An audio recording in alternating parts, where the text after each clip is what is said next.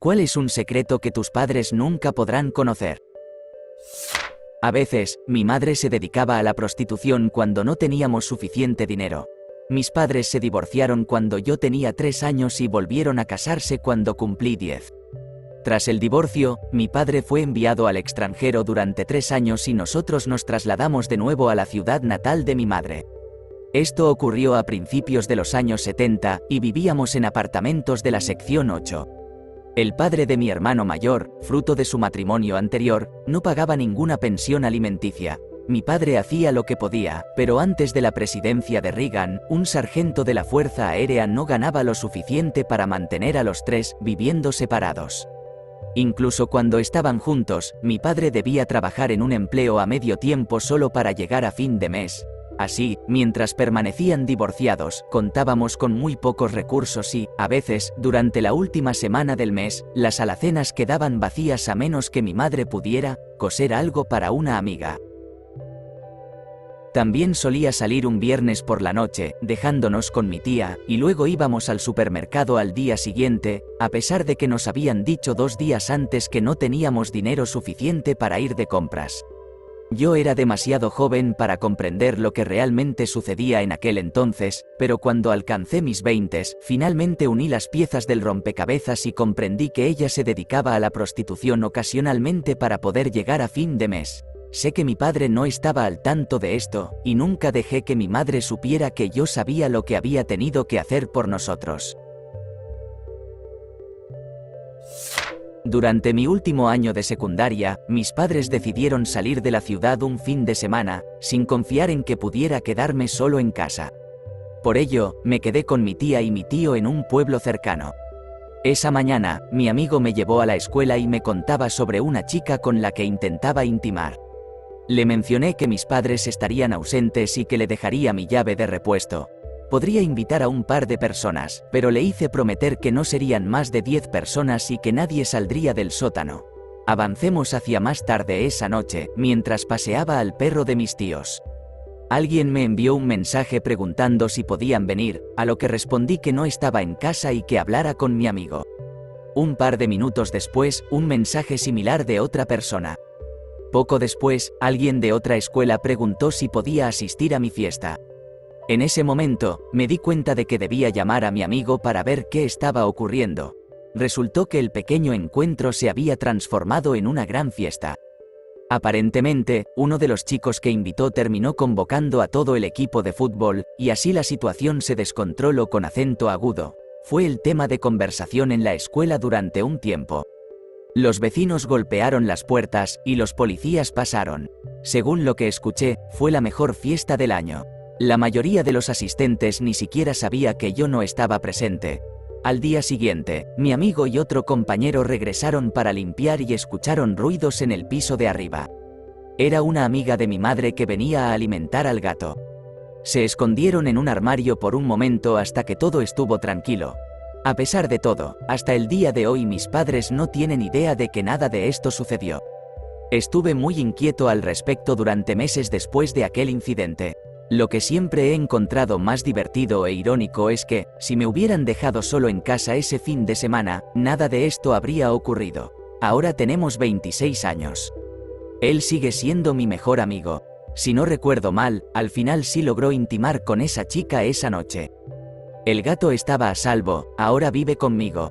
Aún le sigo sacando en cara lo sucedido. Supliqué a mi madre que me permitiera broncearme durante mi adolescencia. Ella, a regañadientes, consintió. Para que conste, si pudiera retroceder en el tiempo y tomar una decisión diferente, sin duda lo haría. A los 30 años, fui diagnosticada con melanoma. Al ser detectado a tiempo, lo removieron. Tengo una cicatriz notable, pero no requirió quimioterapia. Actualmente acudo al dermatólogo cada 6 meses y he tenido varios lunares atípicos extirpados desde entonces. Sin embargo, jamás le contaré por qué la cicatriz en mi pierna es tan amplia. PD. Cuídense la piel, chicos. Encontré el diario de mi madre de cuando estaba en la escuela secundaria. En él, ella relata su enamoramiento por un compañero de clase llamado Román. Román era, basándome únicamente en su descripción, el mayor conquistador del mundo. Era un verdadero libertino. No quería comprometerse con mi madre, pero coqueteaba con ella lo suficiente como para mantenerla en ascuas. En un momento, ella le hizo su tarea. Lo juro por Dios, si tuviera acceso a una máquina del tiempo durante solo 5 malditos minutos, la usaría exclusivamente para retroceder y darle una bofetada a mi madre repetidamente por haber sido tan ingenua con este engreído. Ahora, aquí viene la peor parte. El nombre de mi padre es Román. Asistió a la misma escuela secundaria que mi madre. Pero mi padre es el hombre más amable, generoso y decente que conozco. Román no es un nombre tan común, pero estoy intentando convencerme de que se refería a otro Román. Porque el hombre que ella describe no podría ser mi padre. Edición, era mi padre de quien hablaba. Pregunté a mi tía y ella confirmó 1. Que no había otro Román en su escuela. 2. Que mi madre estaba obsesionada con mi padre en la secundaria. Casi muero. Me enfermé gravemente y mi estado no hacía más que empeorar. Les dije que tenía un resfriado, sabiendo que dejarían todo para venir a verme, posiblemente alterando sus vidas. Compré los pasajes de avión para ellos el día después de mi operación, casi con la certeza de que no sobreviviría. El personal del hospital me salvó la vida y, cada año en el aniversario, me propongo enviarles flores. La única que lo sabe es mi esposa. Mi padre fue extremadamente abusivo conmigo cuando era más joven. Pasó toda su vida manipulándonos a mí, a mi madre y a mi hermana. Nos sometió a su manipulación día tras día. Aunque fui la única que sufrió abusos físicos, él torturó mentalmente a todos nosotros. Robó nuestras pertenencias y las vendió para su propio beneficio. No podíamos tener alcancías porque también las vaciaba. Mi madre tuvo que trabajar 3 empleos para mantenernos, debido a que nuestro dinero era su dinero y su dinero era su dinero. Observó cómo mi madre luchaba durante décadas mientras guardaba su dinero para sí mismo. Hace 2 años tuvo que ser ingresado en una residencia de larga estancia. No tiene testamento, se niega a incluir a mi madre en su cuenta bancaria o a darle acceso a cualquiera de sus bienes. Solo le quedó la opción de entregarle su tarjeta de banco para cubrir los gastos relacionados con su estancia en el hogar de ancianos. No tiene teléfono ni utiliza redes sociales ni banca en línea. Solía retirar todo su dinero en cuanto llegaba a su cuenta y lo guardaba en un sobre en su cajón. Obviamente, no puede hacerlo ahora. No tiene forma de revisar su cuenta, pero es consciente de que mi madre se mantendrá en la línea y no gastará más de lo que le corresponde.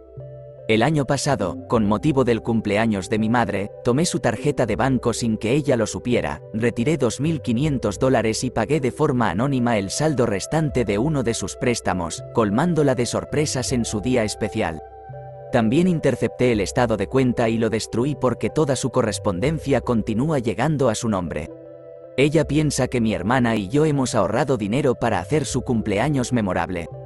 Si alguna vez se enterara de lo que realmente hice, estaría más que furiosa, pues durante 40 años solo ha conocido su abuso y aún defiende todo lo que él hace y ha hecho.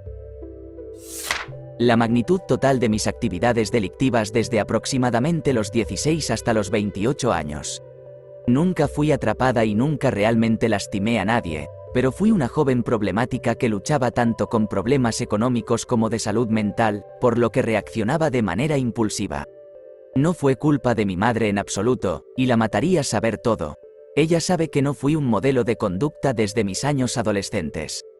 De hecho, no soy completamente intachable ahora, pero tengo una carrera, un apartamento, automóviles y un crédito. Sin embargo, me llevó mucho tiempo llegar hasta aquí. A veces le cuento sobre algunas de las cosas menores que sucedieron al principio, y ella simplemente se siente aliviada de que ya no me involucre en esas actividades. Mi esposa y yo decidimos dar a nuestro segundo hijo en adopción cuando descubrimos que padecía el síndrome del ventrículo izquierdo hipoplásico. Simplemente no podíamos ofrecer los recursos necesarios para brindarle la mejor oportunidad y calidad de vida. Encontramos una familia maravillosa que no podía tener hijos y realizamos todos los trámites legales. Tuvimos que informar a mis padres que mi esposa estaba embarazada y que no íbamos a quedarnos con el bebé en una sola conversación, lo que rompió el corazón de mi madre. Considero que esto ocurrió debido a que iba a ser un niño, quien llevaría el nombre de la familia. Personalmente, creo que esta noción es arcaica, además no somos ni reyes ni famosos. No sé, Más tarde, durante el embarazo, el médico de mi esposa nos informó que existía una buena probabilidad de que cualquier futuro hijo que tuviéramos también padeciera HLHS, lo que convierte a nuestra hija en un verdadero milagro, para ser sincera. Entonces, mi esposa y yo discutimos sobre métodos de control de la natalidad más permanentes y decidimos que una vasectomía sería la mejor opción. Creo que fueron aproximadamente 2 años desde que me sometí al procedimiento. No sé si algún día les contaré, pero no tengo planes de hacerlo. Mi esposo y yo nos escapamos para casarnos.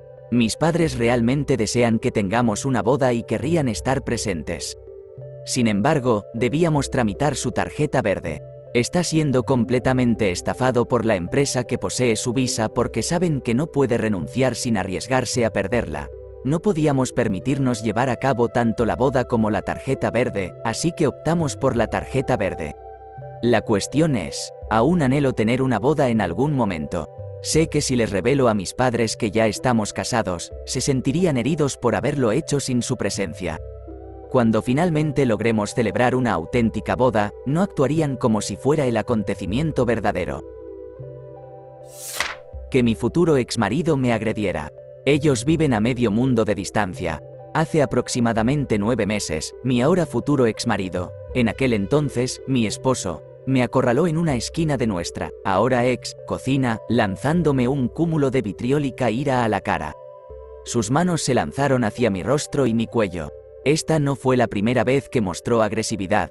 Tenía un historial de arrojar objetos y, en varias ocasiones, sufrí lesiones a causa de esos incidentes. Sin embargo, este incidente en la cocina fue la primera vez que verdaderamente temí por mi seguridad. Más tarde ese día, mientras él estaba fuera de casa, me encontré al teléfono con una agencia de violencia doméstica en mi estado. Me cerraron efectivamente la puerta en la cara, diciéndome que ganaba demasiado para calificar para cualquier tipo de ayuda. Ni siquiera estaba pidiendo dinero. Simplemente no me sentía segura en mi hogar. Hice lo único que pude pensar en ese momento de miedo y le envié un mensaje de texto a mi padre. Le mencioné que la ira de mi esposo había alcanzado un nivel insostenible ese día y que necesitaba salir de casa ese mismo día. En un lapso de 6 a 8 horas, estaba abordando un avión con destino a más de 1,000 millas de distancia, con nada más que la ropa que llevaba puesta y una pequeña maleta de mano. Es curioso cómo la historia se repite. Hace aproximadamente 50 años, mi madre y su familia huyeron de su país devastado por la guerra, debido a la persecución religiosa, llevándose únicamente la ropa que tenían puesta y una bolsa por persona, en busca de una vida mejor y más segura.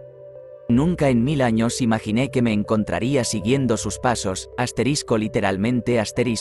No planeo contarles los pormenores de ese incidente en la cocina. Se horrorizarían si supieran. Sabía que mi padre cometería suicidio si yo intervenía, lo supe desde el principio, pero tenía que salvar a mi madre de ese tirano. Supe que ese día sería la última vez que lo vería en mi vida. Lo único de lo que me arrepiento es de que mis últimas palabras hacia él fueron basura. En esencia, maté a mi padre. A pesar de todo lo que hizo, podría haberlo salvado, pero tomé una decisión difícil: resolver todos los problemas de una vez. Ese es el secreto que nadie conocerá, un tipo de secreto que solo puedo compartir con quienes son anónimos. ¿Me arrepiento de mi decisión? No, él tuvo muchas oportunidades, incluso lo ayudé en numerosas ocasiones. Quizás él habría estado vivo y mejorado si nunca lo hubiera asistido ni le hubiera ofrecido una esperanza. Así que el secreto que no puedo confesarles a mis padres es: te perdono. Después del 7º grado, fui educada en casa. Mi hermana, que es un año menor que yo, también lo fue. No recuerdo en qué año ocurrió, pero mi hermana fue sorprendida haciendo trampa. Realizábamos la educación en línea y ella ingresaba la contraseña del profesor, copiaba la respuesta y se daba por satisfecha.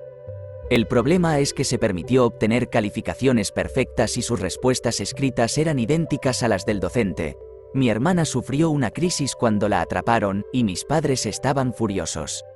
La enviaron a vivir con mis abuelos en otro estado para que mi abuela pudiera supervisarla mientras trabajaba. Yo también hice trampa, especialmente en matemáticas y ciencias, pero fui más astuta al respecto.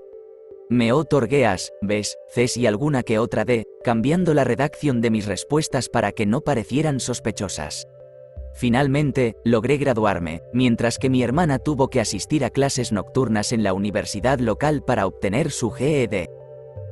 No estoy segura de cómo reaccionarían mis padres si se enteraran, pero he mantenido este secreto durante mucho tiempo.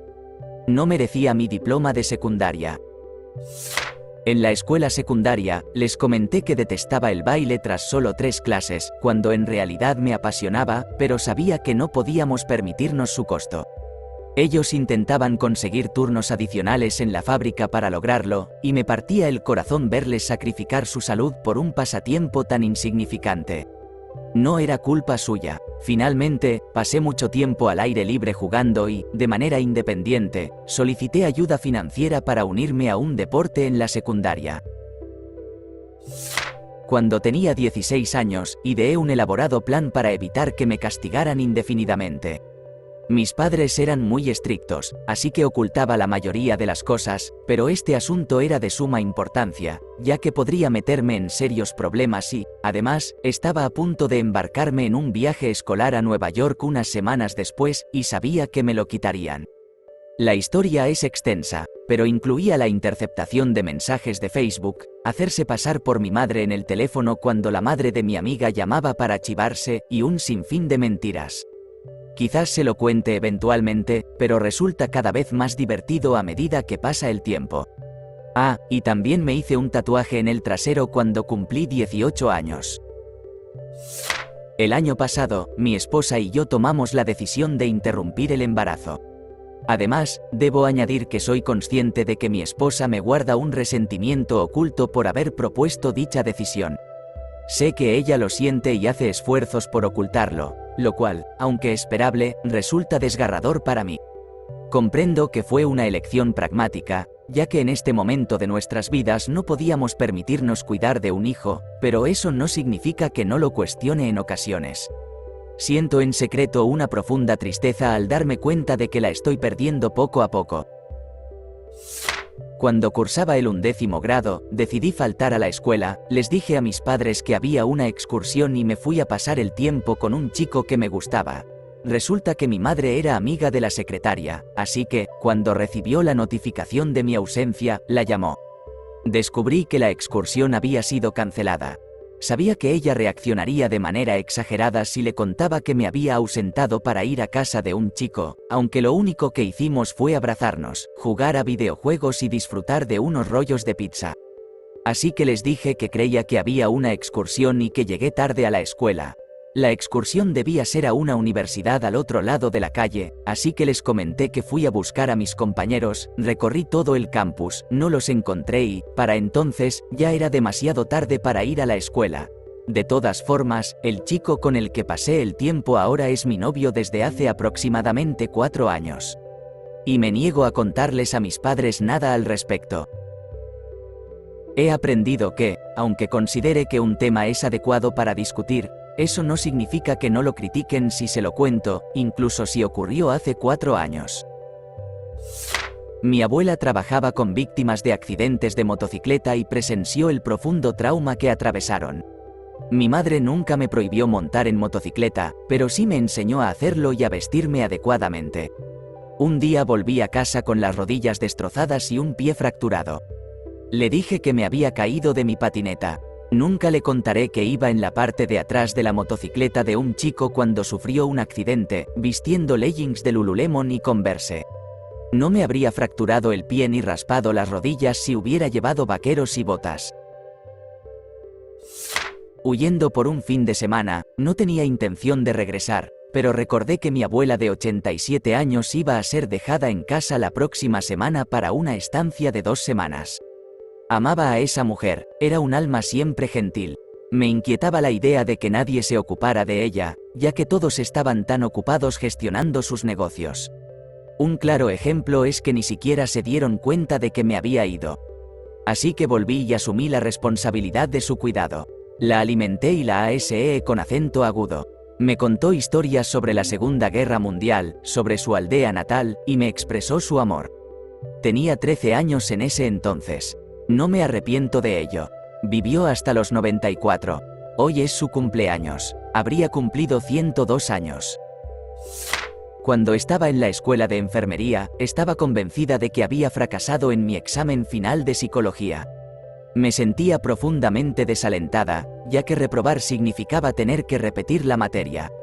Deseaba animarse y terminé en una tienda de mascotas local. Al final, volví a casa con un cachorro. Aún vivía con mis padres. No lo pensé bien y, en lugar de admitir que había adquirido un cachorro sin consultar, lo hice porque estaba convencida de que acababa de fracasar en una asignatura. Así que, alegué que lo había encontrado en el estacionamiento y que me habría sentido demasiado culpable por no llevarlo conmigo. Él se convirtió en Leroy, de las calles Jenkins. Hasta el día de hoy, 12 años después, mis padres aún no tienen idea de que realmente lo compré. Además, aprobé el examen final. Y la clase. No es mi madre, sino mi padre. Mi madre ya lo sabe. En 2022, conocí a mi prima por primera vez y comenzamos a conversar. Rápidamente me di cuenta de que no es una persona en absoluto admirable. Provocó una gran discusión con mi novia por algo trivial y me arrastró a ello. Pasamos un mes sin hablarnos debido a esta situación. Sin embargo, tuvimos una pérdida en la familia, así que ella me envió un mensaje a través de Facebook y comenzamos nuevamente a comunicarnos y a vernos. Con el tiempo, mi padre se enteró de que estaba saliendo con ella y me advirtió que tuviera cuidado, ya que no es una buena persona ni una buena madre para sus hijos. Solo unos días después de que me lo dijera, ella se enojó conmigo por un motivo insignificante y se volvió completamente irracional, provocando otra gran disputa entre nosotros. Te sorprendería lo desmesurado de su reacción, como si realmente hubiera hecho algo terrible. Intenté razonar con ella, pero fue en vano. Me rendí y le hice saber que tenía el doble de mi edad y se comportaba como alguien mucho más joven. Cuando le dije eso, estalló en cólera. Después de aquel conflicto, decidimos no comunicarnos durante un mes. Aquella noche, me trató como si fuera desechable. Luego, un mes más tarde, después de que se enteró de que le había contado a mis tíos, sus padres, lo que había hecho, me envió un mensaje en Facebook para iniciar otra gran disputa. Ese día, le respondí con dureza. La maldije y le dejé claro que no quería que me contactara de nuevo, que no deseaba volver a saber de ella ni a verla. Ella continuó despotricando como una lunática y me envió un mensaje insensible, así que la bloqueé en Facebook. Mi padre no tiene idea de que ella y yo ya no hablamos, ni de las grandes discusiones que tuvimos. Simplemente diré que le hago un favor al no contarle cómo me trató, ya que perdería completamente el control si supiera la verdad. Hasta el día de hoy, sigue bloqueada en mi Facebook, así que no puede causar más problemas conmigo. ¿Te gustó el video? Regálanos un me gusta, deja tu comentario y suscríbete para que así no te pierdas de los nuevos videos que subimos todos los días.